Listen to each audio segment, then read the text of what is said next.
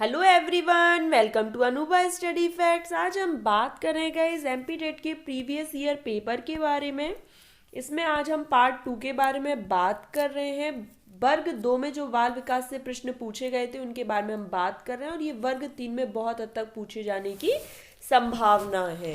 ये ऐसे क्वेश्चंस रहेंगे गाइस जो कि वर्ग 3 में पूछे जा सकते हैं, क्योंकि टॉपिक जो रहता है वो समान है, तो इससे आपको आकलन लग जाएगा कि क्वेश्चंस किस तरीके से बनते हैं और किस पैटर्न पर क्वेश्चंस पूछे जाते हैं। तो प्रीवियस ईयर पेपर में हमारे पास वर्ग 2 में पूछे गए बाल विकास एवं शिक्षण शास्त्र से प्रश्न है। हम लगभग इसमें 100 सेशंस कंप्लीट करेंगे। इससे आपको अनुमान लग जाएगा कि क्वेश्चंस किस तरीके से पूछे जाते हैं। तो आज का सेशन हम शुरू करते हैं।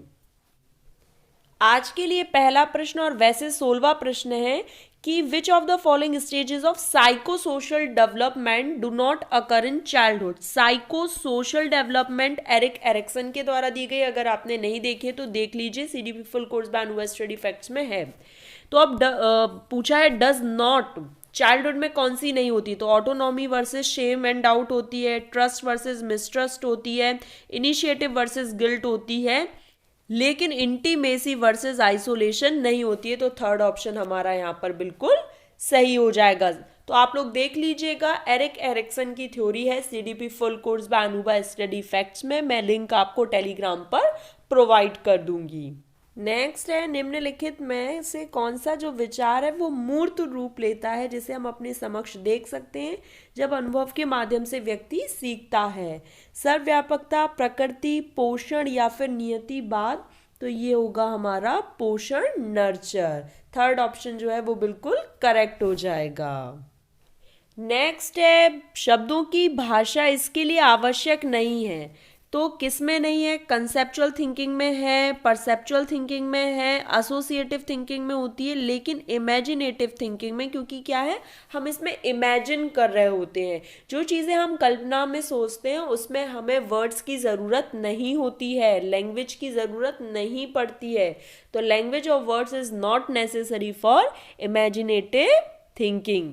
नेक्स्ट है कि पियाजे ने विकास को नियंत्रित करने के लिए जैविक कारकों को महत्व दिया। ठीक बात है। और वाइगोत्स्की ने किसको दिया? तो वाइगोत्स्की की कौन सी थ्योरी है? सोशल वाली। याद रखना, सामाजिक सांस्कृतिक सिद्धांत दिया है। तो सोशल इंटरेक्शन इस क्वेश्चन के अकॉर्डिंग बिल्कुल सही आंसर हो जाएगा। अगर आपने वाइगोत्स्की से रिलेटेड थ्योरी नहीं देखी है तो CDP full course by Anubha study facts में देख लीजिए। थ्योरी वाले सेशंस उसमें दिए हुए हैं। और अभी आपको सैटरडे को एक नई सीरीज देखने को मिल रही है, सीडीपी चैप्टर वाइज सीरीज। तो उसमें हम और भी सेशंस डिस्कस कर रहे हैं, जिसमें अभी तक मैं पियाजे डिस्कस कर चुकी हूँ। नेक्स्ट है कि वंचित पृष्ठभूमि में छात्रों को सीखने में कठिनाई का सामना करना पड़ रहा है। सबसे संभावित कारक जो उन्हें प्रभावित कर रहा है, individual needs, lack of sleep, stress या फिर कॉग्निटिव कैपेबिलिटीज। तो इंडिविजुअल नीड्स जो होती हैं वो प्रभावित करती हैं। तो फर्स्ट ऑप्शन बिल्कुल सही हो जाएगा। नेक्स्ट है, व्यक्तित्व मूल्यांकन के लिए MBTI का दृष्टिकोण है परसेप्शन, प्रोजेक्टिव, स्ट्रक्चर्ड या फिर जजिंग। तो ये बिल्कुल फैक्ट बेस्ड आंसर है, स्ट्रक्चर्ड इसका बिल्कुल सही आंसर हो जाएगा। नेक्स्ट है, निर्माणवाद का जो सिद्धांत है, द थ्योरी ऑफ कंस्ट्रक्टिविज्म। तो कंस्ट्रक्टिविस्ट कौन कौन है?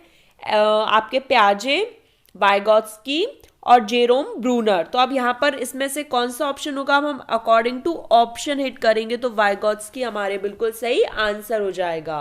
वाइगोत्स्की नहीं होते तो पियाजे, और पियाजे नहीं होते तो जेरोम ब्रूनर। ये कंस्ट्रक्टिविस्ट हैं, याद रखिएगा। फिर बात है, जब नए विचारों को मौजूदा विचारों में शामिल किया जाता है, ऐड किया जाता है, शामिल किया जाता है, एग्जिस्टिंग जो चीजें होती है उसमें आप नई चीजों को जोड़ते हो तो वो क्या कहलाता है? एसिमिलेशन। अगर आपने पियाजे की थ्योरी नहीं देखी है तो CDP full course by Anubha study facts में भी है और सीडीपी चैप्टर वाइज सीरीज में भी है, तो देख लीजिएगा। पियाजे ने एसिमिलेशन वर्ड का यूज किया है। फिर बात आती है कि ड्राइविंग करते समय हमारे फोन का उपयोग करना किस प्रकार के अवधान का एक उदाहरण है? Signal attention, diffuse attention, selective attention या फिर डिवाइडेड। तो यहाँ पर देखो डिवाइडेड, हमारा ध्यान जो है वो डिवाइड हो जाता है। इस तरीके से आप इस क्वेश्चन को याद रख सकते हैं कि गाड़ी चलाते समय या ड्राइविंग करते समय जब फोन का उपयोग किया जाता है तो वो किस प्रकार का अवधान है, डिवाइडेड। चलिए नेक्स्ट क्वेश्चन पर बढ़ जाते हैं। अभिप्रेरण के लिए निम्नलिखित में से कौन सा दृष्टिकोण एक आंतरिक स्रोत पर निर्भर नहीं करता? आंतरिक स्रोत पर क्या निर्भर नहीं करता? कॉग्निटिव, ह्यूमनिस्टिक, बिहेवियरल या फिर सोशियो कल्चर। तो बिहेवियरल, व्यवहारवादी, थर्ड ऑप्शन बिल्कुल सही हो जाएगा। नेक्स्ट है, छात्र को स्कूल से संबंधित क्षेत्र जैसे पढ़ना, लिखना, तर्क करना, सुनना या गणित में महत्वपूर्ण क्या होती हैं?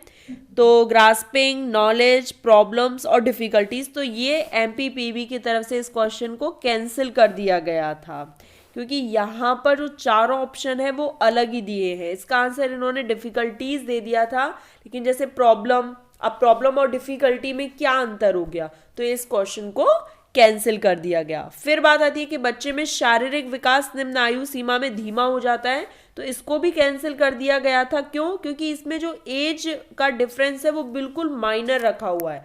कभी भी आप याद रखना, एग्जाम में इस तरीके से बिल्कुल माइनर डिफरेंसेस नहीं दिए जाते हैं। तो एमपीपीवी की तरफ से बच्चों को यहाँ पर बोनस मार्क्स मिले थे, लेकिन फिर भी आप ऐसा याद रख सकते हैं कि जो लेटर चाइल्डहुड है वहां पर थोड़ा सा कम हो जाता है इन कंपैरिजन टू इन्फेंसी।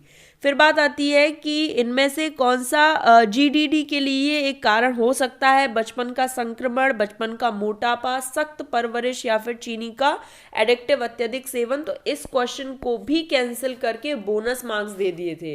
चूंकि हम previous year question as it is उठाते हैं, इस वजह से इन क्वेश्चन को भी लिया गया, भले ही कैंसिल कर दिए गए थे, फिर भी हमने बात कर ली। प्रदर्शन में असफलता बच्चे के अधिगम की प्रक्रिया का एक अनिवार्य हिस्सा है। क्यों? क्योंकि ये जागरूकता विकसित करने में सहायता करता है, बच्चों को बुरे अनुभवों के लिए तैयार करता है, पुनः परीक्षा में मदद करता है। तीनों कैंसिल हो गए। बल्कि बच्चों को समझने के लिए सशक्त बनाता है, जोखिम बड़ा या छोटा लेना उनके अधिगम के पथ में महत्वपूर्ण होता है। फोर्थ ऑप्शन बिल्कुल सही हो जाएगा। फिर है कि Laura can design spreadsheet. This statement is an indicator of which attribute of aptitude test. तो यहाँ पर क्या स्प्रेडशीट तैयार कर रही है, मतलब ये लॉजिकल थिंकिंग है। तो सेकंड ऑप्शन बिल्कुल सही हो जाएगा। तो गाइज यहाँ पर हमारा सेशन कंप्लीट हुआ। सेशन पसंद आया हो तो कमेंट कर बता सकते हैं। ज़्यादा से ज़्यादा शेयर कीजिएगा उन लोगों के साथ जो लोग तैयारी कर रहे हैं एमपी टेट की, क्योंकि वर्ग 2 के क्वेश्चंस हैं जो कि वर्ग 3 में पूछे जाने की बहुत हद तक संभावना है। नेक्स्ट सेशन में मिलेंगे। Thanks for watching this video.